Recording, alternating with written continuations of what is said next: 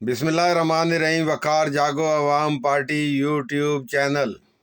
آج کا موضوع ہے جو سہیل آفریدی صاحب نے بیان دیا تھا گزشتہ دنوں کہ وہ عمران خان کی رہائی کے لیے ایک فورس بنائیں گے، جس کے اوپر مختلف تبصرہ نگار مختلف تبصرے کرتے رہے۔ کسی نے کہا کہ یہ ممکن ہے، کسی نے کہا ناممکن ہے۔ تحریک انصاف والے اپنے حساب میں اس کے اوپر گفتگو کرتے پائے گئے۔ جو سنجیدہ قیادت تھی وہ مخالفت کرتی ہوئی نظر آئی، اور جو جذباتی لوگ تھے وہ اس کی حمایت کرتے ہوئے نظر آئے۔ تو جہاں تک تعلق ہے عمران خان کی فورسز کی، میں فورس نہیں کہوں گا، فورسز کی، تو آپ سوچ بھی نہیں سکتے جتنی طاقتور فورس، مسلح فورس، شدت پسند فورس، جہادی فورس، خودکش حملہ کرنے والی فورس اور فوج پر حملہ آور ہونے والی فورس تحریک انصاف اور عمران خان کے پاس ہے، اتنی بڑی فورس کسی کے پاس بھی نہیں ہے۔ آپ جانتے ہیں کہ تحریک انصاف کو خیبر پختونخوا کے اندر کلین سویپ کروانے میں سب سے بڑا کردار طالبان دہشت گردوں کا تھا۔ تو یاد رکھیے گا، طالبان دہشت گردوں کی جتنی بھی برانچز ہیں وہ سب عمران خان کی مسلح فورس ہے، چاہے افغانی طالبان ہو، چاہے پاکستانی طالبان ہو، چاہے داعش کے طالبان ہو، چاہے سپاہ صحابہ کے طالبان ہو، چاہے جماعت اسلامی کے طالبان ہو، چاہے کہ شیعہ طالبان ہو، زینبیون ہو، چاہے کہ سپاہ محمد ہو، جتنی بھی دہشت گرد تنظیمیں یہ عمران خان کی فورس ہیں۔ اور آپ دیکھ رہے ہوں گے کہ پچھلے طویل عرصے سے جب بھی یہ شدت پسند تنظیمیں فوج پر حملہ آور ہوتی ہیں تو تحریک انصاف والے خوشیاں مناتے ہیں۔ بلوچ لبریشن آرمی اس وقت عمران خان کی مسلح فورس ہے، ان کی ذیلی جماعت ہے۔ اسی طرح پختون تحفظ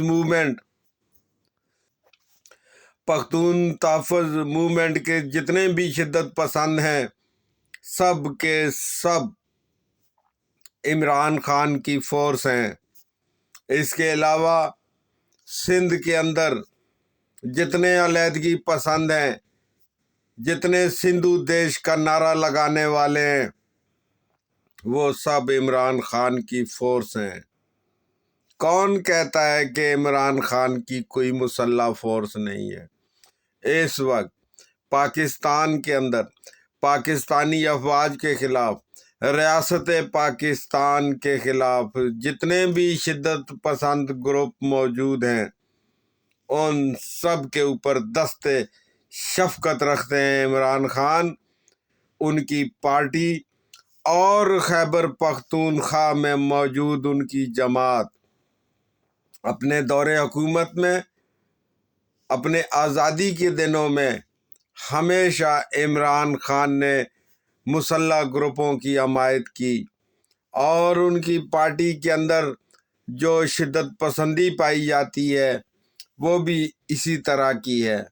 تو یاد رکھیے گا، تحریک انصاف بھی ایک چھاپا مار تنظیم کی شکل اختیار کرتی ہوئی نظر آ رہی ہے، اور مستقبل قریب میں آپ دیکھیں گے کہ تحریک انصاف ایک مسلح جتھے کی شکل خود بھی اختیار کرے گی، اور جس طرح دوسروں کو جینے کا حق نہ دینے والا رویہ تحریک انصاف کا ہے، تو یہ سب ظاہر کرتا ہے کہ یہ تحریک انصاف ایک خودکش حملہ آور جماعت ہے، اور عمران خان اس خودکش حملہ آور کے سربراہ ہیں۔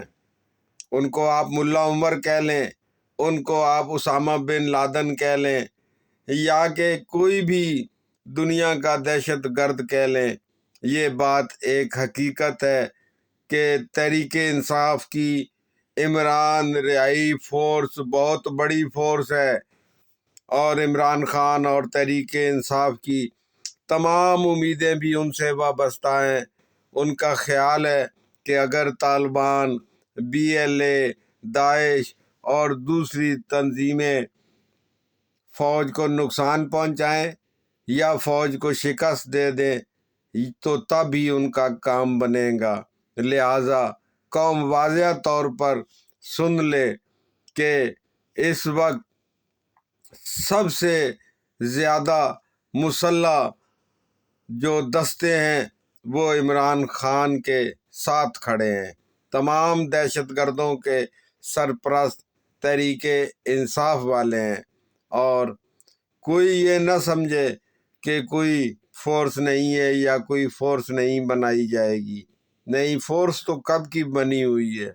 اسی فورس نے تو خیبر پختونخوا میں عمران خان کو اکثریت دلائی ہے، اور وہ فورس مختلف شکلوں میں ہے۔ کہیں وہ ٹائی لگائے ہوئے ہیں، کوٹ پہنے ہوئے ہیں، کہیں انہوں نے پگڑی باندھی ہوئی ہے، کہیں انہوں نے امامہ باندھ رکھا ہے، کہیں پر وہ سنی ہیں، کہیں پر شیعہ ہیں، کہیں پر بریلوی ہیں۔ لیکن ایک بات یاد رکھیے گا، کہیں پر وہ یورپ کے ماڈرن لوگ بھی ہیں، لیکن یہ سب شدت پسند ہیں، اور شدت پسندوں کے سرپرست تحریک انصاف اور عمران خان ہے۔ لہٰذا تبصرہ نگار یہ بات نہ کہا کریں کہ عمران خان کی رہائی فورس بن سکتی ہے یا نہیں۔ عمران خان کی رہائی فورس، شدت پسند فورس آلریڈی موجود ہے، اور وہ اپنا ورک بھی کر رہی ہے۔ پاکستان ہمیشہ کے لیے زندہ باد۔